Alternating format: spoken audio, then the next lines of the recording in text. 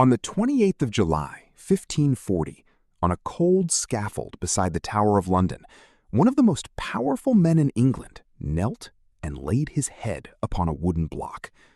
Only a few years earlier, this same man had turned to his king and said something no one in England had dared to say in 1,000 years. He told him, "You do not need the Pope. Make yourself the head of the church." And the king listened. Together, they tore England away from Rome, away from a bond that had held for centuries, and remade an entire kingdom. This man was not born to power. He was the son of a blacksmith from a muddy little village on the Thames. He had no title, no land, no noble blood, nothing but his own mind. And with that mind alone, he rewrote the destiny of a nation. Now he was dying, by the order of the very king he had served.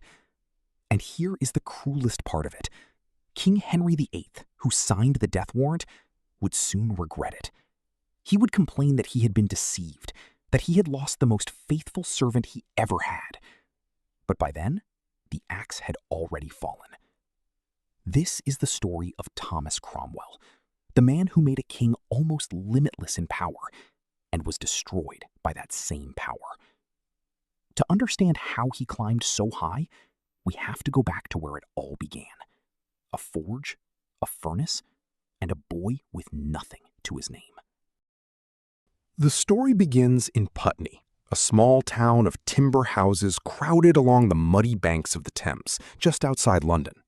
It is a world of smoke and labor, and at its heart stands a forge. Thomas Cromwell's father, Walter, was a blacksmith and a brewer, a hard, quarrelsome man who appears again and again in the local records, fined for brawling, for watering down his ale, for breaking the rules of the town. This was the house Thomas was born into. No tutors, no library, no path laid out before him. By his own account, as a young man, he was, in his words, a bit of a ruffian. And then, still young, he did something that would change everything. He left. He walked away from the forge, away from his father, away from England altogether. He crossed the sea to the continent with no money and no plan, just the nerve to disappear into a wider world and see what it might make of him. What that world made of him was extraordinary, because the boy who left Putney with nothing would come back as one of the most capable men of his age. But to become that man, he first had to be forged somewhere far hotter than his father's furnace, in the wars and the markets and the courts of Renaissance Italy. Italy in the early 1500s was the beating heart of Europe, dazzling, dangerous, and utterly without mercy to the weak. By some accounts, the young Cromwell first survived it as a soldier, a mercenary caught up in the brutal wars between France and Spain on Italian soil. From the battlefield, he found his way into the world of money. He worked among the merchant houses of Florence, the great banking city, and later in the bustling trading port of Antwerp. He handled accounts, contracts, and cloth. He learned languages, Italian, French, Latin, the law.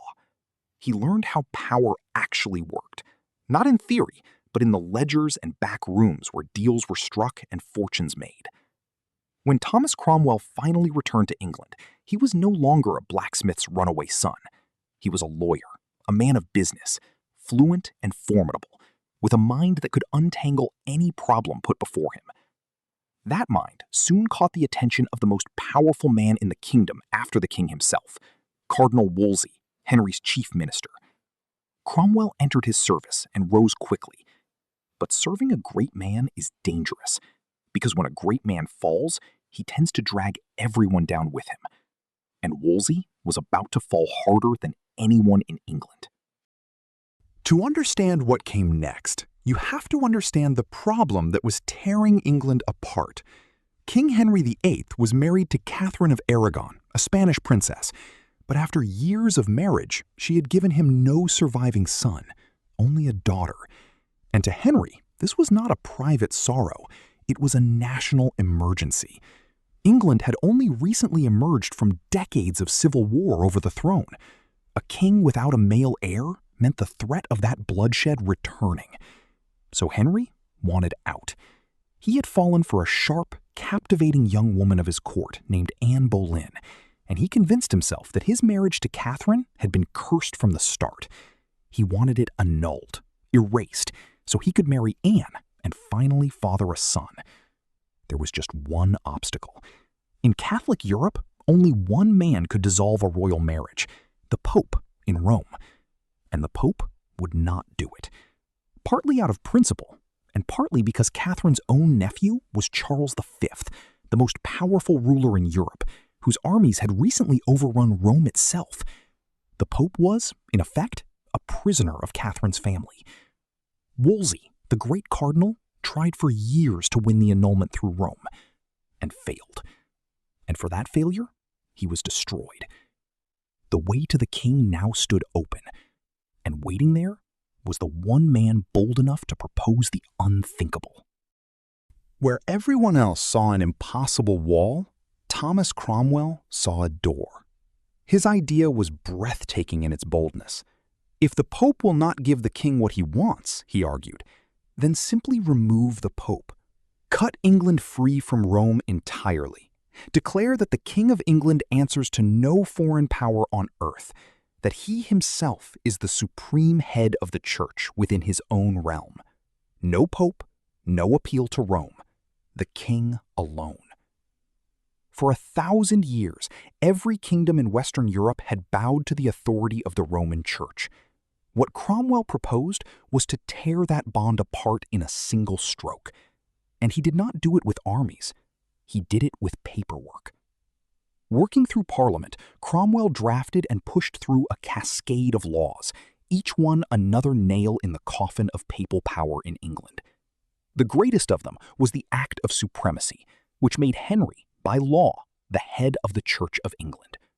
It was a revolution conducted entirely through statute, through the machinery of the state, built and operated by Cromwell himself. In a matter of years, he had done what no minister in Europe would have dared to imagine. He had made his king not only the ruler of England's bodies, but the master of its souls. And he was only just beginning. With England now severed from Rome, Cromwell turned to the richest prize in the kingdom, the monasteries. For centuries, abbeys and priories had owned vast stretches of English land and gathered immense wealth. Cromwell sent his agents across the country to inspect them, document them, and report on them. And then, one by one, he had them dissolved. Their lands, their gold, their treasures flowed into the crown. It was one of the largest transfers of wealth and property in English history, and it reshaped the entire country. Land that had belonged to the church for ages now passed into the hands of the king and a rising class of gentry, binding their loyalty to the new order forever. But Cromwell's deepest legacy was not the gold, it was the machine. He rebuilt how England was governed, turning a kingdom run on personal favor into a state run on records, departments, and written law. In many ways, he was the architect of the modern English government. And he rose with it. The blacksmith's son was showered with titles, lands, and offices, climbing at last to one of the highest honors the king could bestow. He was made Earl of Essex. From a forge on the Thames to an earldom beside the throne, he stood at the very summit of power. And that is exactly the moment the ground begins to give way beneath him.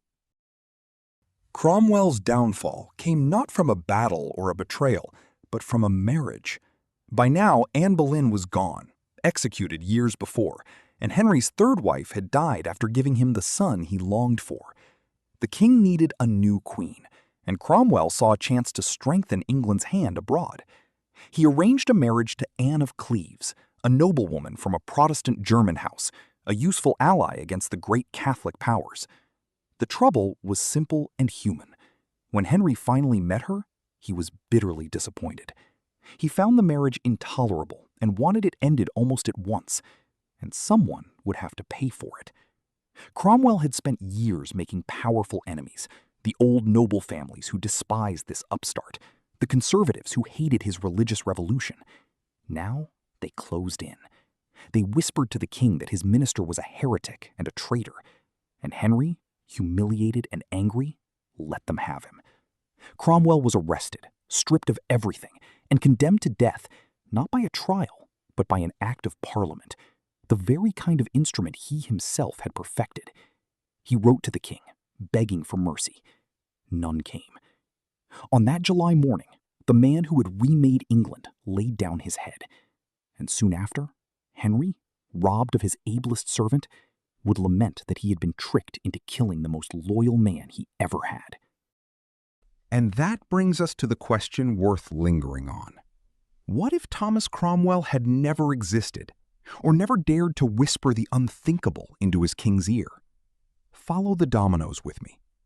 The first stone falls on the church itself. Without Cromwell's audacious solution, Henry has no path to break with Rome. The annulment stays blocked, and England, in all likelihood, remains a Catholic kingdom, bound to the Pope like the rest of Western Europe. There is no Church of England as we know it. The second stone falls on the land. With no break from Rome, there is no dissolution of the monasteries, no vast transfer of wealth into the crown and the rising gentry. The entire shape of English society, the balance between church, king, and nobility, develops along a completely different line. The third stone falls on the world. A Catholic England changes the whole map of the coming centuries. The fierce Protestant rivalry with Catholic Spain, the religious character of the empire England would one day build, even the faith that would cross the ocean to shape a new continent. So much of it traces back to a single decision, urged by a single man, the son of a blacksmith from Putney.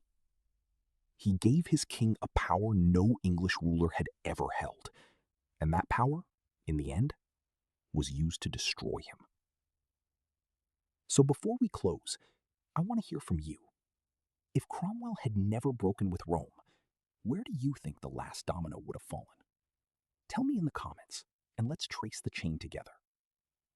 And if you have made it this far, then you are the kind of person who looks for the story between the lines, and you are exactly who makes this channel worth doing. A like and a subscribe truly mean a lot to us. These small gestures are what give us the strength to bring these stories to more people.